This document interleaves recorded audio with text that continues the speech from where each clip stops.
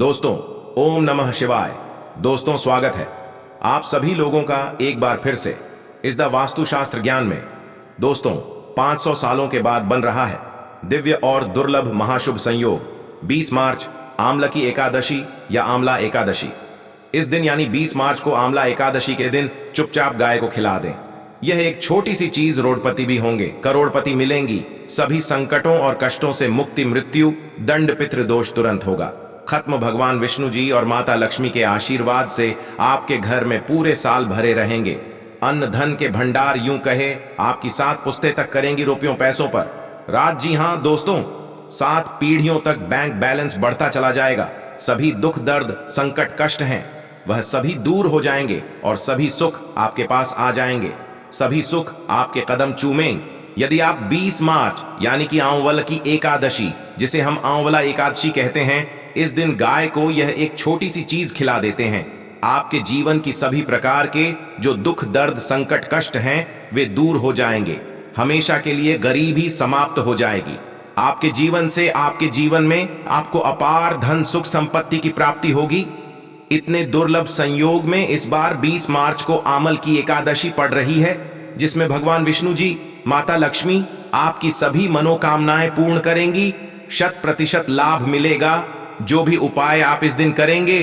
तो दोस्तों, यदि आप चाहते हैं कि आपके जीवन में धन सुख संपत्ति का वास हो, भगवान विष्णु जी माता लक्ष्मी की सदैव कृपा बरसे, 7 पीढ़ियों तक लाभ मिले, तो आज की वीडियो समय निकालकर पूरा देखना। बहुत ही महत्वपूर्ण वीडियो है। दोस्तों, वीडियो को आगे शुरू करें सबसे पहले तो आप लोगों से रिक्वेस्ट करते हैं, भगवान विष्णु जी और माता लक्ष्मी के सच्चे वक्त वीडियो को लाइक करें। सबसे पहले सच्चे दिल से कमेंट बॉक्स में जय श्री विष्णु जय मां लक्ष्मी अवश्य लिखें। जैसे भगवान विष्णु जी माता लक्ष्मी सभी मनोकामना आपकी पूर्ण करें और भगवान विष्णु जी माता लक्ष्मी का आशीर्वाद आपके और आपके परिवार के ऊपर सदैव बना रहे। और ज्यादा से ज्यादा इस वीडियो को अपने दोस्तों में शेयर जरूर करना, जिससे और लोग भी इस वीडियो के माध्यम से दी गई जानकारी से लाभ प्राप्त कर सके। दोस्तों, आपको बता दें, आमल की एकादशी का व्रत व्यक्ति को बैकुंठ धाम में स्थान दिलाता है। मान्यता है कि इससे प्रताप से आरोग्य, सफलता और समृद्धि मिलती है। आपको बता दें, सनातन धर्म में एकादशी व्रत सबसे खास माना गया है। साल भर में जब 32 और माह में 2 बार एकादशी आती है। फाल्गुन माह के शुक्ल पक्ष की एकादशी आमल की एकादशी, जिसे हम आंवला एकादशी के नाम से जानते हैं, आंवला की एकादशी बता दें, बहुत ही दुर्लभ संयोग में है। इस बार आंवल की एकादशी व्रत के प्रताप से व्यक्ति जन्म मरण के बंधन से मुक्त होकर मोक्ष को प्राप्त होता है। इस दिन उससे परिवार पर भगवान विष्णु जी माता लक्ष्मी की विशेष कृपा बरसती है। इस बार 20 मार्च दिन बुधवार को आंवल की एकादशी का पवित्र पावन दिन है। आपको बता दें, आंवले को धार्मिक मान्यताओं के अनुसार बहुत ही खास माना गया है। आंवले को धर्म के साथ ही आयुर्वेद में भी बहुत महत्वपूर्ण माना गया है। मान्यता है कि आंवले को भगवान विष्णु जी ने उत्पत्ति का विष्णु जी से खास संबंध है। इस दिन जो है, आंवले के वृक्ष की पूजा करने से भगवान विष्णु जी, देवी माता लक्ष्मी प्रसन्न होती हैं। आयुर्वेदिक के अनुसार आंवले में औषधि गुण भी है। इसके नियमित सेवन से स्वास्थ्य को तमाम तरह की परेशानी से छुटकारा मिलता है। स्वास्थ्य आपका अच्छा रहता है। साथ ही साथ इस दिन यानी 20 मार्च को आंवल की एकादशी के दिन आप प्रातः स्नान आदि से निर्वत होकर स्वच्छ वस्त्र धारण करें। उसके बाद एक आंवले के पेड़ के नीचे साफ सफाई करके पूजा का स्थान बनाएं। आंवले के पेड़ को जल, हल्दी, कुमकुम, चंदन, मोली, अक्षत, फूल, पान का पत्ती, सुपारी, आंवला आदि ओम भगवते वासुदेवाय नमः मंत्र का उच्चारण करते हुए अर्पित करें। मिट्टी के दीपक में घी का दीपक जलाएं। आपको मिट्टी का जो दीपक लेना है उसमें घी डालकर उसे जलाना है। लाल वाले कलावे की बाती लगाएं और फिर आंवला की एकादशी का पाठ करें, आरती करें।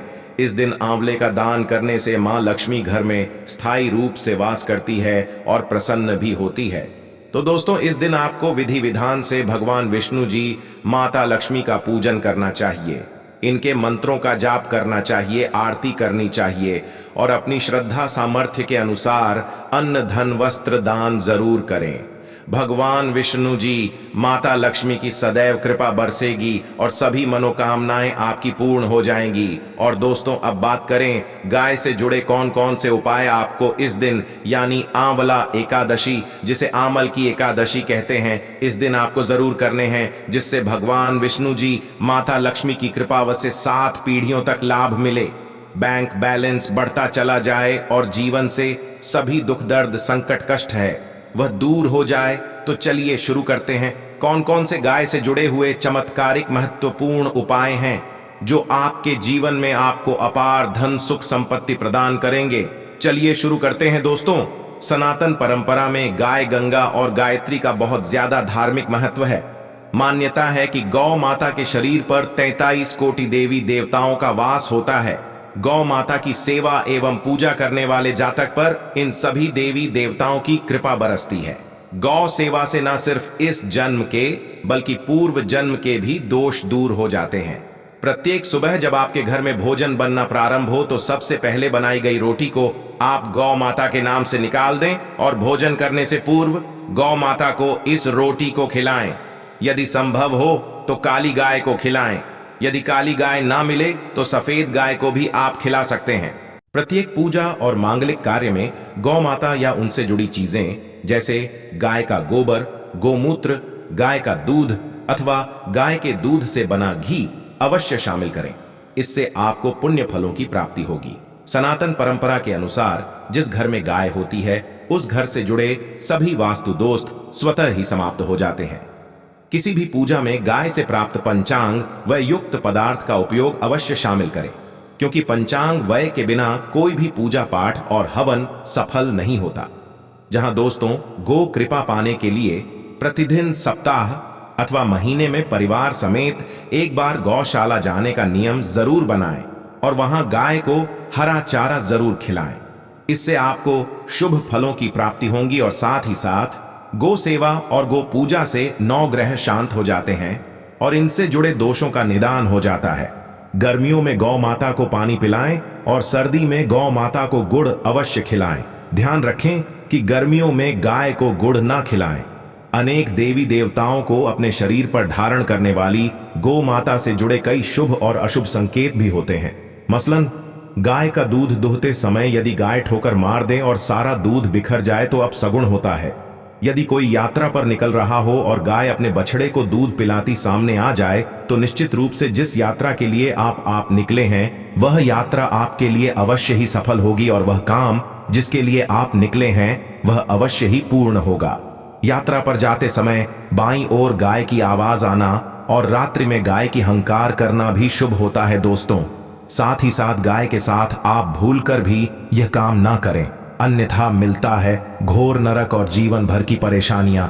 जहां दोस्तों, गाय को राष्ट्रीय पशु बनाए जाने और इन्हें मौलिक अधिकार दिए जाने की बात हो रही है तो सवाल उठता है कि गाय जब भारतीय संस्कृति का अहम हिस्सा है तब भी गाय के साथ लोग खराब व्यवहार कैसे कर लेते हैं। गाय दर दर भटकती रहती है, भरपेट इन्हें चारा तक लोग नहीं देते। गाय जब तक दूध देती रहती है तो उनकी सेवा होती है और जैसे ही दूध देना बंद कर देती है तो लोग इन्हें उनकी किस्मत पर छोड़ देते हैं, सड़कों पर और गली में भटकने के लिए। ऐसे में गोवंश जीवों को कोई डंडे से मारता है तो कोई उन पर पानी डाल देता है। कभी वाहनों से इन्हें ठोकर लग जाती है तो कभी बीमार होकर बेचारी एक गाय दम तोड़ देती है। ऐसे में जरूरत है इन बातों को जानने की कि गाय को लेकर शास्त्रों में क्या कहा गया है, गाय के साथ आपको कैसा व्यवहार करना चाहिए। जो दोस्तों, गाय को कभी भी मारना पीटना नहीं चाहिए। शास्त्रों में गाय को माता का दर्जा दिया गया है। गाय को मारने पीटने वाला माता को मारने पीटने वाले के समान पाप का भागी माना जाता है। ऐसे घरों को नरक लोक में वर्षों तक कष्ट भोगना पड़ता है। अगले जन्म पशु योनि में मिलता है, उसे दर दर भटकना पड़ता है। और साथ ही साथ शास्त्रों में बताया गया है कि गाय का दूध उसके बछड़े के लिए होता है। गाय के बछड़े से बचा हुआ दूध ही मनुष्य को लेना चाहिए, लेकिन कुछ लोग एक बार गाय को दूह लेने के बाद फिर से बछड़े के लिए बचा हुआ दूध भी धू लेते हैं। ऐसा करना घोर पाप कहा जाता है। ऐसे दूध को दहाने वाला और ग्रहण करने वाला दोनों ही पाप के भागी बन जाते हैं। दोस्तों, साथ ही साथ शास्त्रों में कहा गया है कि गोवंश यानी गाय और बैल के पीठ पर नहीं बैठना चाहिए। इनके पीठ पर बैठने से महापाप लगता है। ऐसे लोगों को नरक की यातना भोगनी पड़ती है। एकमात्र महादेव के अंश के उत्पन्न नंदी ही गोवंश है, जिस पर स्वयं महादेव और महादेवी सवारी करती हैं, क्योंकि नंदी ने स्वयं अपनी इच्छा से महादेव की सवारी बनना स्वीकार किया था। और साथ ही साथ शास्त्रों में गाय के दान को बहुत ही महत्व दिया गया है। लेकिन ऐसी गाय का दान कभी नहीं करना चाहिए जो बूढ़ी और बीमार हो।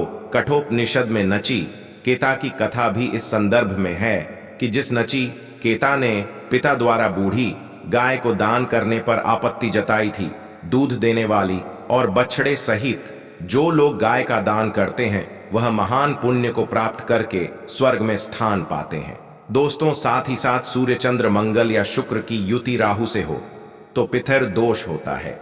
यह भी मान्यता है कि सूर्य का संबंध पिता से एवं मंगल का संबंध रक्त से होने के कारण सूर्य यदि शनि राहु या केतु के साथ स्थित हो या दृष्टि संबंधी हो तथा मंगल की युति राहु या केतु से हो तो पितृदोष होता है। इस दोष से जीवन संघर्ष में बन जाता है। यदि पितृ दोष हो तो गाय को प्रतिदिन या किसी भी एकादशी को या किसी पूर्णिमा के दिन या अमावस्या को रोटी गुड़ चारा आदि खिलाने से पितृदोष समाप्त हो जाता है। साथ ही साथ देसी गाय की पीठ पर जो कक्कु कुबल होता है वह बृहस्पति गुरु हैं। अतः जन्म पत्री में यदि बृहस्पति अपनी नीच राशि मकर में हो या अशुभ स्थिति में हो तो देशी गाय के इस बृहस्पति भाग एवं शिवलिंग रूपी कुबड़ के दर्शन करने चाहिए। गुड़ तथा चने की दाल रखकर गाय को रोटी भी दें, इससे आपको शुभ फलों की प्राप्ति होगी। और साथ ही साथ यदि आप रास्ते में जा रहे हो और सामने से गौ माता आती हुई दिखाई दें तो गौ माता को आप अपनी दाहिनी ओर से जाने देना चाहिए। आपकी यात्रा अवश्य ही सफल होगी। और साथ ही साथ यह संकेत भी जान ले, यदि आप यात्रा पर जा रहे हैं और सामने आपके गाय पड़ जाए अथवा अपने बछड़े को दूध पिलाती हुई सामने गाय दिखाई दे जाए तो समझ जाना कि वह यात्रा आपके लिए अवश्य ही सफल होगी। और साथ ही साथ जिस घर में गाय होती है उसमें वास्तु दोष स्वतः ही समाप्त हो जाता है। और साथ ही साथ आपको बता दें कि गाय को आप जो भी रोटी बनाएं प्रतिदिन ताजी रोटी ही बनाएं।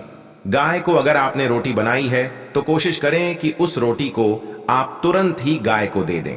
अगर आप उस रोटी को रख देंगे और उस रोटी को अगले दिन देंगे तो वह रोटी बासी मानी जाएगी। गाय को कभी भी बासी रोटी ना दें, इससे घर में नकारात्मक ऊर्जा वास करती है और जो भी कार्य आपके बनने वाले होंगे वह कार्य भी आपके बिल्कुल भी नहीं बनेंगे। इससे आपके घर में हमेशा दरिद्रता का वास रहेगा और आप जिस भी कार्य को करेंगे उस कार्य में आपको हमेशा असफलता ही हाथ लगेगी। इसलिए कोशिश करें गाय को रोजाना ताजी रोटी बनाकर खिलाएं और रोटी को बिल्कुल ना रखें। बासी रोटी गाय को ना दें और साथ ही साथ सड़ी गली चीजें गाय को नहीं खिलानी चाहिए कि घर में कोई फल है, कोई सब्जी है, सड़ जाए तो लोग क्या करते हैं, गाय को खिला देते हैं। नहीं, ऐसा नहीं करना चाहिए। ऐसा करने से यदि आप गाय को खिलाते हैं तो और आप पाप के भागी बन जाते हैं।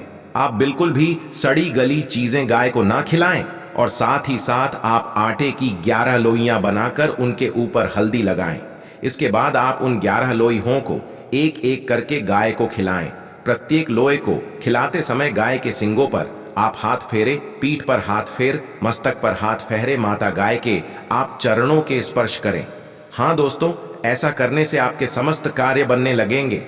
जो दुख का समय चल रहा है वह भी समाप्त होगा।